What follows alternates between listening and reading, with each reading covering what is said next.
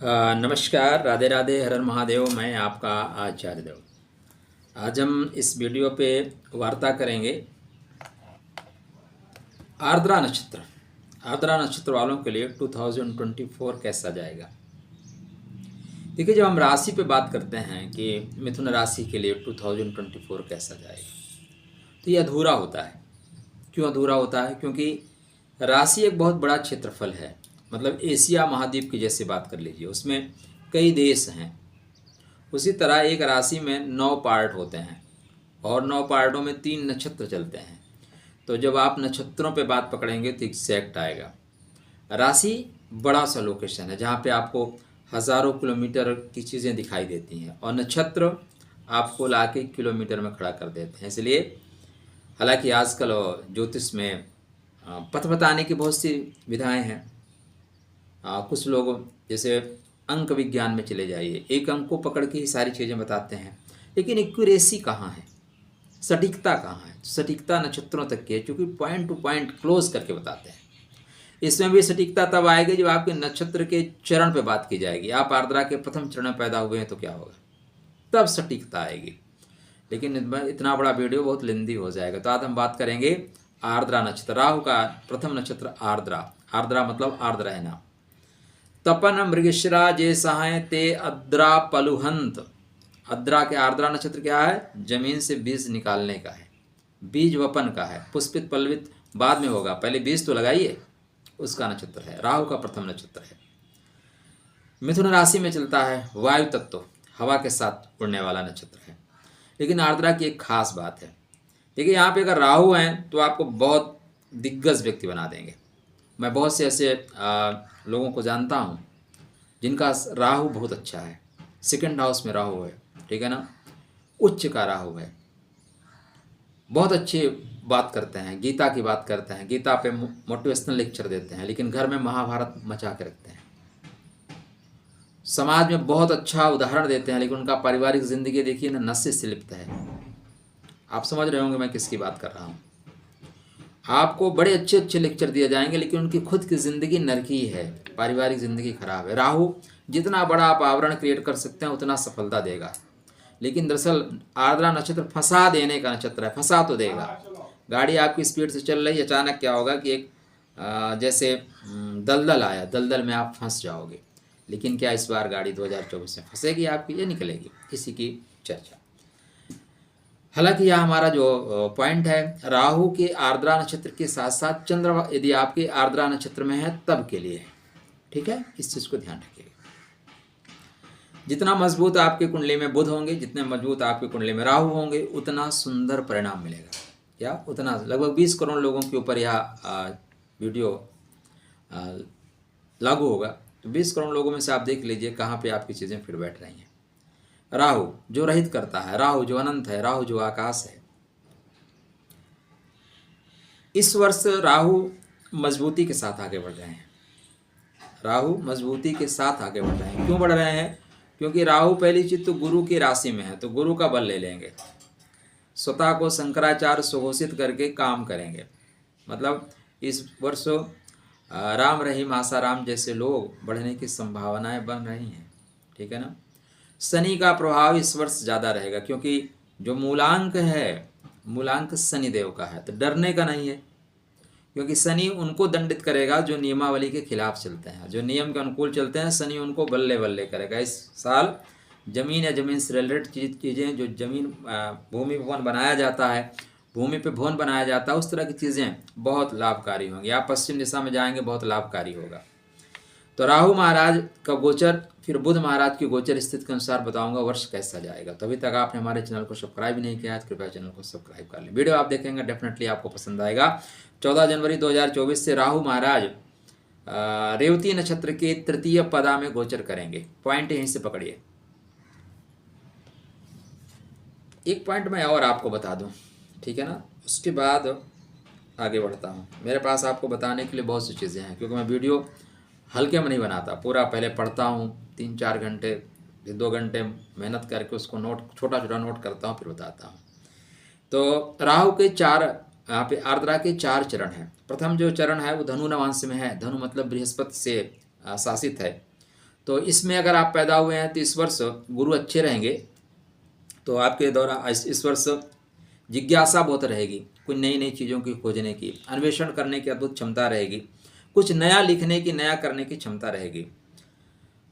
इस चूँकि यह चरण जो है शांत है और भौतिक चीज़ें ज़्यादा मिलने की संभावनाएं हैं। दरअसल यह तूफान से पहले की शांति है। क्या है? यह तूफान से पहले की शांति है, लेकिन शांति के साथ आप बहुत कुछ अन्वेषण कर सकते हैं। ये द्वितीय पदा में हुए हैं तो मकर नवांश में आप पैदा हुए हैं। यह सभी प्रकार की भौतिक महत्वाकांक्षाओं, इच्छाओं की पूर्ति का नवांश है। तो इसमें आप सभी नकारात्मक चीज़ें और सकारात्मक चीज़ें दोनों होंगी। आप भौतिक में भी जा सकते हैं, आध्यात्मिक जा सकते हैं। यहाँ पे आप ऐसे मान लीजिए तूफान जो शांत था, तूफान की हवाएं चलने लगीं। आर्द्रा नक्षत्र का जो तीसरा पदा है उसको बोलते हैं कुंभ नवांश। या कुंभ नवांश यदि आप पैदा हुए हैं तो वैज्ञानिक गतिविधियां बढ़ेंगी, निर्माण के कार्य आपके हाथ से इस वर्ष होने हैं। क्या? निर्माण के कार्य आपके होने हैं। तूफान चरम पे है, मतलब आपकी एनर्जी लेवल हाई है। डेफिनेटली इस वर्ष एनर्जी लेवल हाई है, क्योंकि शनि आपके बहुत मजबूत है और महत्वपूर्ण ग्रह हैं। मानसिक गतिविधियां बहुत अच्छी रहेंगी और क्रिएटिविटी आपके अंदर कूट कूट के भरे रहेगी। जमीन से रिलेटेड चीज़ें आप करेंगे, लोगों को साथ लेकर चलेंगे, बहुत अच्छा करेंगे। चतुर्थ चरण में अगर आप पैदा हुए हैं तो मीन नवांश में आया है। मीन नवांश मतलब गुरु का नवांश। संवेदनशील, अति भावुक, भावुकता में आप फंस जाएंगे, भावुक ज़्यादा मत होइएगा। इस बीच आपके अंदर करुणा ज़्यादा आएगी, प्रेम ज़्यादा आएगा। वंचित शोषित की प्रति आपके अंदर सरल भावना होगी, शुभ भावना होगी।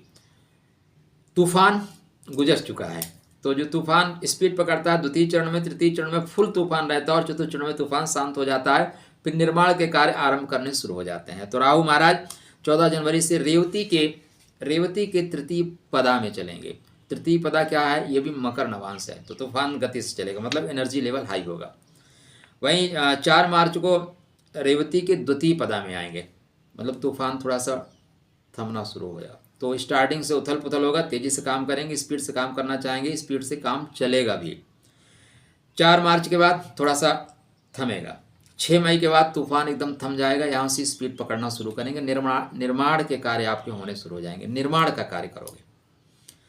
6 जुलाई को ये उत्तर भाद्रपद नक्षत्र में जाएंगे, शनि के नक्षत्र में। शनि की शक्ति लेके काम करेंगे और शनि इस वर्ष बहुत शक्तिशाली हैं। ज़्यादातर समय राहु के सतविसा नक्षत्र में रहेंगे और राहु शनि के सतविसा नक्षत्र में रहेंगे, तो इसको बोलते हैं नक्षत्र परिवर्तन, नक्षत्र एक्सचेंज योग। अत्यंत शुभ और सुखद परिणाम मिलेगा। क्यों मिलेगा? आपके चलिए राहु की बात पूरा कर लूँ फिर आता हूँ, नहीं बताते चलता हूँ, नहीं मिस हो जाएगा। तो आपका जो राशि है मिथुन राशि है। मिथुन राशि में नवम भाव में शनिदेव चल रहे हैं, नवम भाव में भाग्य के घर में, और कर्मा के घर में राहु महाराज चल रहे हैं। तो राहु महाराज कर्म पथ का करेंगे विस्तार। क्या करेंगे? कर्म पथ का विस्तार करेंगे गुरु की एनर्जी को लेके। बस अपने आप को गुरु चांडाल जैसे लोगों से बचाइएगा। कोई ऐसे लोग मिलेंगे जो अपने आप को बढ़ा चढ़ा के चर्चा करेंगे, वो लोग इस वर्ष बढ़ेंगे भी, जिनके राहु बहुत अच्छे हैं। ठीक है ना? क्योंकि राहु आडंबर प्रिय है, शनि डिसिप्लिन से चलने वाला है।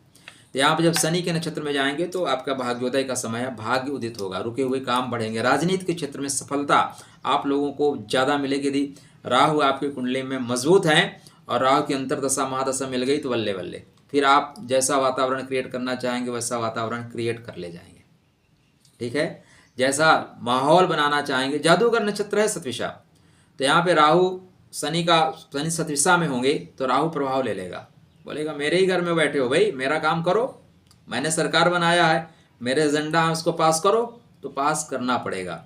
तो आपके लिए 8 जुलाई से श्रेष्ठ अवसर होगा भाग्योदय का। उसके पहले राजनीति में सफलता, सरकार से सफलता, पिता या पिता तुल्य लोगों से सफलता का समय है।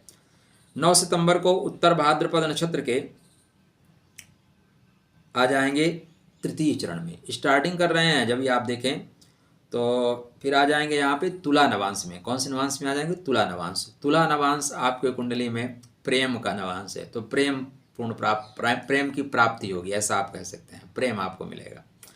इसके बाद फिर 9 सितंबर को आ जाएंगे कन्या नवांश में। कन्या नवांश क्या है? आपके सुख का नवांश है, तो राहु सुख के देंगे, भूमि भवन वाहन संबंधित सुख मिलेगा। जोड़ तोड़ से जमीन मिल लेंगे और जोड़ तोड़ की आप विवादित जमीन खरीद के आप बेच सकते हैं यहाँ पे, विवादित ज़मीन खरीद के बेच सकते हैं। 10 नवंबर को फिर ये सेकंड नवा आ जाएंगे, सेकंड चतुर्थ तुला कन्या, हाँ सिंह नवांश में आएंगे। सिंह नवांश आपके कुंडली में पराक्रम का है, तो यहाँ पे राजनीतिक सफलता मिलने का समय है। क्या है? राजनीतिक सफलता मिलने का श्रेष्ठ समय। थर्ड हाउस में राहु, राजनीतिक, थर्ड हाउस मतलब थर्ड भाव का प्रभाव लेके चल रहे हैं। 7 जनवरी फिर यहाँ से लेकर 7 जनवरी तक जाएंगे। तो राहु महाराज वर्ष पर्यंत श्रेष्ठ फल देने की कोशिश कर रहे हैं, किंतु पॉइंट क्या है? 2024 का जो मूलांक है कितना बन रहा है? 8 नंबर किसका है? शनि का। तो शनि जो है इस वर्ष आपके फेवर में अगर हैं तो 2024 में आपके बल्ले बल्ले। शनि आपके फेवर में नहीं है, घसीट देंगे। क्या करेंगे? घसीटेंगे, मारेंगे कम, घसीटेंगे ज़्यादा। ठीक है, इसलिए अपनी कुंडली चेक कर लीजिए कि शनि को मजबूत करना है, शनि को पूजा पाठ करना है, क्योंकि जरूरी नहीं है कि जो दवा दूसरे को ठीक कर रही वही दवा आप ठीक को ठीक कर दें। ठीक है, इसलिए अपनी कुंडली चेक करिए। महादशा अंतरदशा शनि किस नक्षत्र में बैठे हैं, लेकिन शनि निश्चित रूप से आपको सुंदर फल देंगे यदि आप डिसिप्लिन के साथ काम करते हैं। आपने जो अगर अच्छा कर्म किया है, आपके साथ लोगों ने चीटिंग किया है, शनि उनको दंडित करेगा, शनि उनको पीटेगा, दौड़ाएगा, घसीटेगा। मतलब डायरेक्ट नहीं घसीटता। ग्रह जब तोड़ते हैं ना तो परिस्थितियां ऐसी क्रिएट होती हैं कि बड़े बड़े राजमहल में रहने वाले भिखारी बन जाते हैं। ठीक, क्षण भर में सब कुछ नष्ट हो जाता है। तो शनि अगर आपके अच्छे हैं तो मतलब आप डिसिप्लिन से काम करते हैं, ईमानदारी से काम करते हैं, डेफिनेटली शनि आपका भाग्योदय करा देंगे। राहु आपका डिसिप्लिन तोड़ने की बात करेगा, कर्मा भाव में बैठा है। डिसिप्लिन मत तोड़िएगा, डिसिप्लिन तोड़ेंगे तो ये फंस जाएंगे आप, क्योंकि गुरु भी आपके 1 मई से द्वादश भाव में चले जाएंगे। पॉइंट नोट करके रखिएगा। ऐसा वीडियो अन्यत्र शायद आपको ना मिले। मैं आपको समझाते हुए चल रहा हूँ कि भाई कुंडली आपकी है। देखिए, मेरा और एस्ट्रोलॉजरों का टारगेट अलग है, और एस्ट्रोलॉजरों का टारगेट है कि आप उनसे कुंडली बचवाते रहें। मेरा टारगेट है कि आप कुंडली खुद बाँचना सीख जाइए। ठीक है, दिन भर में 10 से ज़्यादा कुंडली नहीं देखता, 7, 8, 10 बस बहुत है। लेकिन एक महीने में कितना देखूंगा? बीच में हमें संडे भी लेना है, बीच में छुट्टी भी जाना है, बीच में घूमना भी है। तो आप सब लोग सीखिए महाराज। भारत में लाखों एस्ट्रोलॉजरों की जरूरत है जो नक्षत्र के आधार पर बात कर रहे हैं, क्योंकि राशि एक बड़ा भूखंड है। एशिया में आप रहते हैं, एशिया में हर देश की डिसिप्लिन अलग अलग है। ठीक, कहीं पे आतंकवादी होना भी राष्ट्रीय सम्मान की बात है। तो उस तरह की चीज़ें हैं। भारत में आप भारत माता के खिलाफ बोलिए, देशद्रोही हो जाइए, लोग आपको पैसा देना शुरू कर देंगे, पैसा देना शुरू करेंगे। देश खिलाफ बोल के तो देखिए, तो हर जगह ये नहीं है। चाइना में बोल के देखिए, चमड़ी खींच लेंगे आपके। ठीक है ना? तो उसी तरह नक्षत्र जो होता है पॉइंट टू पॉइंट आके आगे बढ़ाने वाले होते हैं। हाँ, यहाँ पे बुध महाराज की स्थिति बहुत महत्वपूर्ण है, क्योंकि आपके राशि से हैं। तो राशि क्या कह रहे हैं? तो राशि 7 जनवरी से धनु में है, आपके लिए बेहतर है। धनु मतलब व्यापार का, तो व्यापार आपका बढ़ेगा, अच्छा चलेगा। 1 फरवरी से 20 फरवरी तक थोड़ा साइलेंट जोन में रहिए, आराम से काम करिए, गुप्त तरीके से काम करिए। और 20 फरवरी से लेके फिर 26 मार्च तक आपका बेहतर, 26 मार्च नहीं 2 अप्रैल तक बेहतर समय है। जो कुछ करना चाहते हो कर ले जाओगे, यत्र तत्र सर्वत्र आपको सफलता मिलेगी। 2 अप्रैल से लेके 2 अप्रैल फिर अच्छा, ये यहाँ पे वक्री हो रहे हैं, तो चीज़ें जो डिस्कनेक्ट हो रही थी वो कनेक्ट होंगी। डिस्कनेक्ट और कनेक्ट ये परिस्थिति चल रही है 31 मई तक। 31 मई से 14 जून तक विशेष ख्याल रखिएगा। शेयर मार्केट का काम बिल्कुल मत करिएगा, नहीं तो इस बीच डूब जाओगे। अचानक धनहानि के योग है, अचानक आपके दुर्घटना के योग बन रहे हैं। डेट नोट करिए। इसके बाद फिर 14 जून से बेहतर फल देना शुरू करेंगे, और 14 जून से 10 अक्टूबर नहीं 29 अक्टूबर तक आपके बुध देव बेहतरीन फल दे रहे हैं। कैसे रहेगी मैरिज लाइफ आपकी? मैरिज लाइफ की क्या योग है? तो मैरिज लाइफ के लिए स्टार्टिंग का समय आपका अच्छा है। 17 अप्रैल नहीं 17 अप्रैल जाने दीजिए, 1 मई 2024 के बाद थोड़ा सा जीवन साथी से तनाव बढ़ेगा। आप दूर जाएंगे, या आप विदेश में शादी करना चाहते हैं, विदेश जाना चाहते हैं, या विवाह के बाद जीवन साथी को विदेश में लेके जाना चाहते हैं, किसी विदेशी व्यक्ति या महिला से प्रेम कर रहे हैं, तो विदेश में शादी होने के प्रबल योग हैं। ठीक है ना? लेकिन यहाँ पे थोड़ा सा जो राहु का प्रभाव है वो अंतर जाति या दूसरे जगह ले जाने की कोशिश करेगा। लेकिन मेरा एक मानना है, स्वधर्मे निधनम श्रेयः परधर्मो भयावह, ठीक है ना। स्वधर्मे निधनम श्रेयः परधर्मो भयावह, इसलिए अपने धर्म पे रहिए, अपने पथ पे रहिए, दोनों जीवन मत बिगाड़िए। शनिदेव आपके भाग्य के स्वामी हैं और इस वर्ष भाग्येश आपका क्या कह रहा है। तो भाग्येश आपकी स्टार्टिंग में सतविशा नक्षत्र में चल रहे हैं, तो भाग्य आपका स्टार्टिंग से प्रबल रहेगा। थोड़ी सी जोड़ तोड़ की गणित लगानी पड़ेगी। देखिए ऐसा नहीं है कि शनि डिसिप्लिन से कहते हैं, तो डिसिप्लिन का मतलब होता है खड़े रहिए। जहाँ पे जुगाड़ ही मंत्र है वहाँ जुगाड़ लगा के आगे निकलिए, क्योंकि शनि महाराज स्वतः सतविशा में है। थोड़ा सा अगर माहौल क्रिएट करना है, अस्वस्थामा अमरो, नरो या कुंजरों को साइड में ले जाइए, स्लोली बोलिए, ठीक है ना, स्लोली बोलिए, काम चल जाएगा। 6 अप्रैल से पूर्व भाद्रपद में जाएंगे, आर्थिक रूप से सबल होंगे। क्या? आर्थिक रूप से सबल होकर चलेंगे। फिर ये 30 जून को वक्री होंगे, 15 नवंबर तक वक्री रहेंगे। तो कोई काम आपके जो पिछले छूट रहे थे उसको कनेक्ट करेंगे, कोई दिक्कत नहीं है। 17 फरवरी से 23 मार्च तक 35 दिन के लिए अस्त रहेंगे, कोई दिक्कत नहीं है, क्योंकि सूर्य नारायण अस्त होने के बावजूद अच्छा फल देंगे, अच्छा फल देंगे। अस्त जैसा दिखेगा, अस्त होगा नहीं। 139 डेज के लिए वक्री होंगे। 139 डेज आपके पुराने कामों को जो डिस्कनेक्ट हो रहा था 2023 से, उसको ठीक करके आगे बढ़ाने वाले होंगे। तो शनिदेव अत्यंत श्रेष्ठ फल देने वाले हैं, अत्यंत श्रेष्ठ फल देंगे। इस वर्ष भूमि भवन वाहन का क्या योग बन रहा है, ठीक है। तो आपके कुंडली में भूमि भवन वाहन का जो श्रेष्ठ योग बन रहा है वो योग बनेगा आपके लिए सितंबर में। सितंबर से लेके पूरा अक्टूबर तक का श्रेष्ठ योग बनेगा भूमि भवन वाहन लेने के लिए। दूसरा योग बनेगा आपके लिए मार्च में बनेगा, ठीक है ना। मार्च से लेके 31 मई तक श्रेष्ठ योग बनेगा भूमि भवन वाहन का लाभ लेने के लिए। मैरिज लाइफ के मैंने बताया कि मैरिज लाइफ के लिए योग 1 मई तक बन रहे हैं। 1 मई के बाद विवाह में आप बढ़ेंगे, लेकिन परेशानियां होंगी। फिर 2025 से बढ़िएगा। 2024 में बहुत अच्छे योग आपके लिए नहीं बन रहे हैं। तो 2024 राहु और शनि की कृपा प्राप्त करके आप बहुत अच्छा काम कर रहे हैं। आप अपने राहु को मजबूत करिए।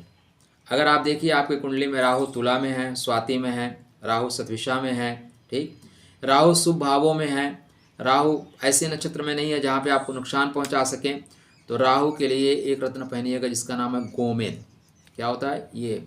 आपको गोमेद दिखाई दे रहा है बीच वाला, ये गोमेद है। तो एक रत्न पहन के रखिए गोमेद। गोमेद पहनने से राहु मजबूत होंगे। अगर आपको पता है कि राहु सपोर्ट नहीं कर रहे हैं, फिर वे राहु की एनर्जी को संतुलित करिए। क्या करिए? ओम भ्राम भ्रीम भ्रौम सह राहवे नमः, इस मंत्र का जाप करिए। बाथरूम को क्लीन रखिएगा। घर में कोई कबाड़ वगैरह है उसको तुरंत इमिडिएटली बाहर करिए। टूटी हुई घड़ियाँ, टूटे हुए इलेक्ट्रिक आइटम बाहर करिए।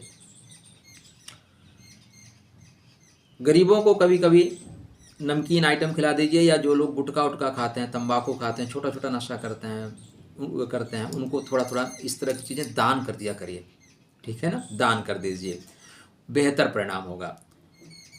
धर्मशाला पे या धर्म स्थान पे काम करने वाले लोग जो सफाई कर्मचारी हैं उनको कभी एक चप्पल दे देना, झाड़ू दे देना, एक कैप दे देना, ठीक है, बेहतर परिणाम देखा जाएगा। अंत में भगवान शिव की आराधना करिए, क्योंकि यह नक्षत्र कठिन नक्षत्र है।